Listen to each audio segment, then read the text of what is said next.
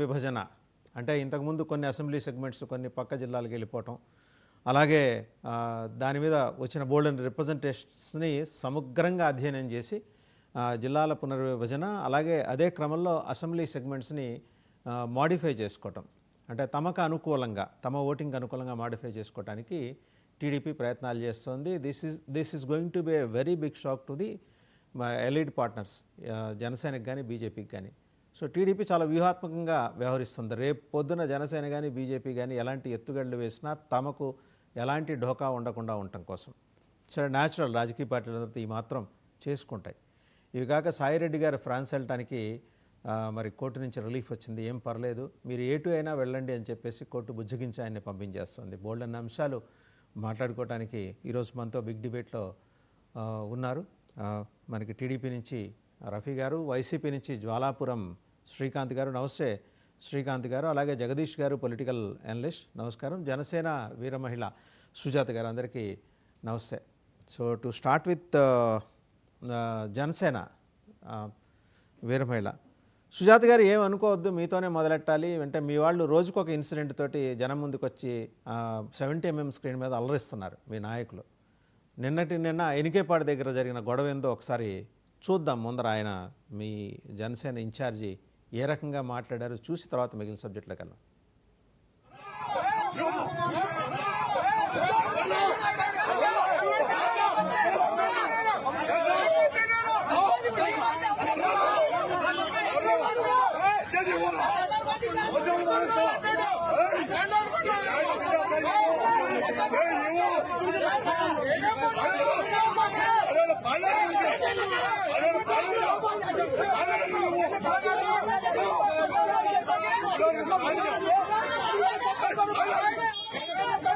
So ఇంకెంతసేపు చూసినా ఇంతే సుజాత గారు, నువ్వెంత నీ బతుకంత. ఒక పంచాయతీ కార్యదర్శిని పట్టుకొని చలమలశెట్టి రమేష్ గారట, గన్నవరం నియోజకవర్గ ఇన్ఛార్జి, దురుసుగా వ్యాఖ్యానించారు.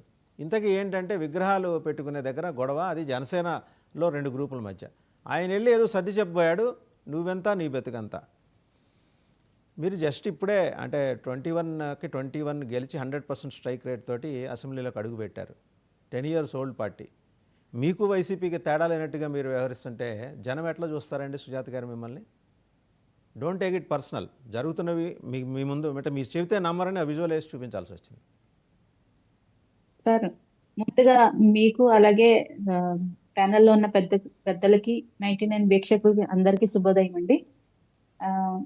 జనసేన 21 సీట్లు గెలిచిన, వైసీపీ గెలిచినట్టు 151 సీట్లు గెలిచినా, లేదంటే ఇప్పుడు కూటమి ప్రభుత్వం 164 సీట్లు గెలిచినా ఎప్పుడు ఒకటే పద్ధతి, ఒకటే సిద్ధాంతాలు, ఒకటే మాట మీద కట్టుబడి ఉంటాం సార్. ఇది ఫస్ట్ నేను కన్ఫర్మ్ చేయదలుచుకున్నాను. మేము ఒక్క సీటు గెలవనప్పుడు, అంటే మేము పవన్ కళ్యాణ్ గారు పోటీ చేసి ఆయన 2 చోట్ల ఓడిపోయి జనసేన కేవలం ఒక్క సీటు గెలిచినప్పుడు ఏదైతే సిద్ధాంతాలు కట్టుబడి ఉందో, ఇప్పుడు 21 సీట్లు గెలిచినా అంతే ఉండదు. రేపు రాబోయే కాలంలో ఇంకా ఎక్కువ సీట్లు గెలుచుకున్నా అదే సిద్ధాంతాలకి కట్టుబడి ఉంటామన్నది వాస్తవం సార్. సుజాత గారు, సార్ నేను అదే చెప్తున్నాను సార్. నేను ఇంకప్పుడే స్టార్ట్ చేశాను, నన్ను చెప్పలేను సార్. అదే సార్, నేను ఖచ్చితంగా మా పార్టీ ఆ సిద్ధాంతాలు కట్టుబడే ఉంటుంది. పార్టీలో పవన్ కళ్యాణ్ గారు స్వయంగా చెప్పిన మాటలు, స్వయంగా పవన్ కళ్యాణే తప్పు చేసినా కూడా తల తీసే శిక్షలు ఉండాలి, చట్టాలకు ఎవరు అతీతం కాదు, ఈవెన్ పవన్ కళ్యాణ్ కూడా ఆన్సరబుల్ అని పవన్ కళ్యాణ్ గారు చాలా సార్లు చెప్పడం జరిగింది.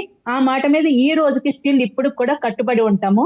అలాగే ఇంతకు ముందు మీరు ఇప్పుడు జరిగిన సంఘటన గురించి చెప్పబోయే ముందు మీకు ఒక 2 ఉదాహరణలు చెప్తాను.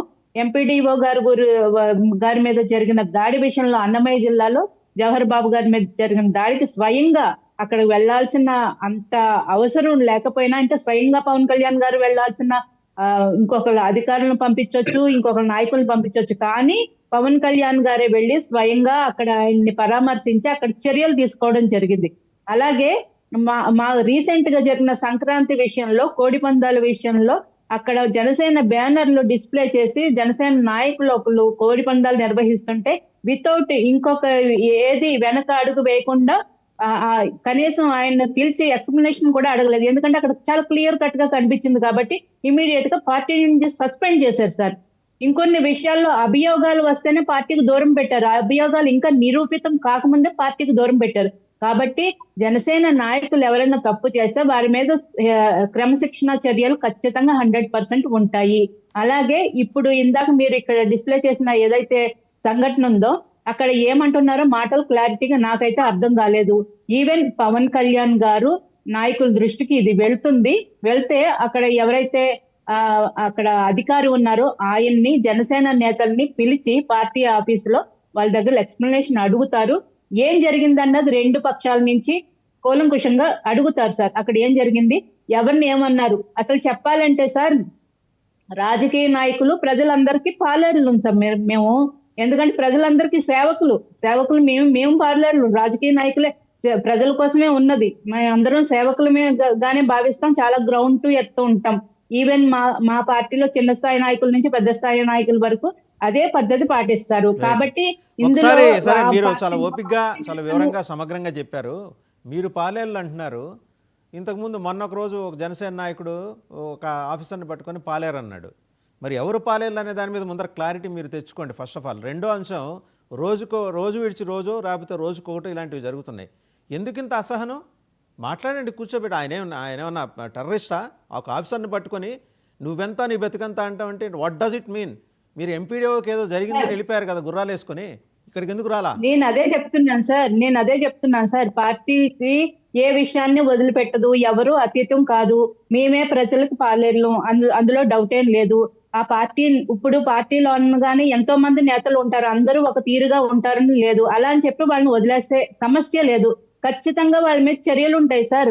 ఇప్పుడు అక్కడ ఏం జరిగింది అన్నది కూలంకుషంగా రెండు పార్టీలు ఇద్దరిని పిలిచి మాట్లాడి మా పార్టీ నేతలది తప్పు ఉందని 1% తెలిసినా వెంటనే పార్టీ నుంచి వాళ్ళకి ఇమీడియట్ గా క్రమశిక్షణ చర్యలు ఉంటాయి సార్. వాళ్ళని మా పార్టీ నేతలని చెప్పి మేము అధికారంలో ఉందని చెప్పి బొజ్జగించి వాళ్ళని పక్కకు పెట్టేస్తాము, వాళ్ళని వెనకేసుకొస్తాం అనే సమస్య లేదు సార్. ఇందులో ప్రజలందరికీ క్లారిటీ కావాలి.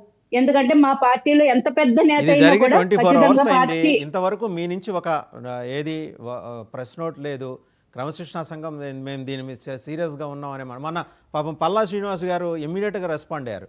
అక్కడెవరో వాళ్ళ లీడర్, తెలుగుదేశం లీడర్ ఏదో అడగోలుగా మాట్లాడితే ఆయన రియాక్ట్ అయ్యి క్రమశిక్షణ చర్యలు తీసుకుంటా ఉన్నారు. ఏది మీ దగ్గర? మీకు పెద్ద క్రమశిక్షణా సంఘం, దానికి నాయకుడు? మా పార్టీలో ఎవరన్నా అడిగిన తర్వాత తీసుకుందాము, ఎవరైనా కంప్లైంట్ చేసిన తర్వాత తీసుకుందాము, లేదంటే ఎవరైనా ప్రెజర్ పెట్టిన తర్వాత క్రమశిక్షణ చర్యలు తీసుకుందాం అని అటువంటి ప్రసక్తి ఏం లేదు సార్. మొన్న సంక్రాంతి కోడి పందాల్లో ఎవరు అడగలేదు. మా పార్టీకి తెలిసిన వెంటనే జస్ట్ కోడి పందాలకు బ్యానర్ కడితేనే క్రమశిక్షణ తీసుకుంటే, ఒరే ఈవో తోలు తీస్తా అంటే ఏం చేయాలండి? మరి దాంట్లో తీసుకోరని ఎందుకు భావిస్తున్నారు సార్? ఖచ్చితంగా తీసుకుంటారు.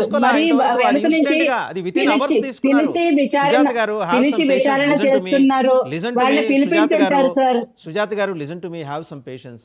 ఆ రోజు ఇన్స్టెంట్గా తీసుకున్నారు. పాప ఆయన బ్యానర్లు కట్టాడు, అంతకుమించి ఆయన చేసిన అరాచకం ఏం లేదు. ఇక్కడ మేము తోలు లేస్తాం, అదొక భూతపదం అయిపోయింది మీ నాయకులకి. తోలు లేస్తా, ఎవరి తోలు ఎవరు తెస్తారు సార్? ఇప్పుడు మీరు ఇంకా విచారణ తీసుకోలేదు, ఇంకా చర్యలు చేపట్టలేదు అంటున్నారు. వాళ్ళని పిలిపించి ఉంటారు పార్టీ ఆఫీస్ కి, ఖచ్చితంగా పిలిపిస్తారు.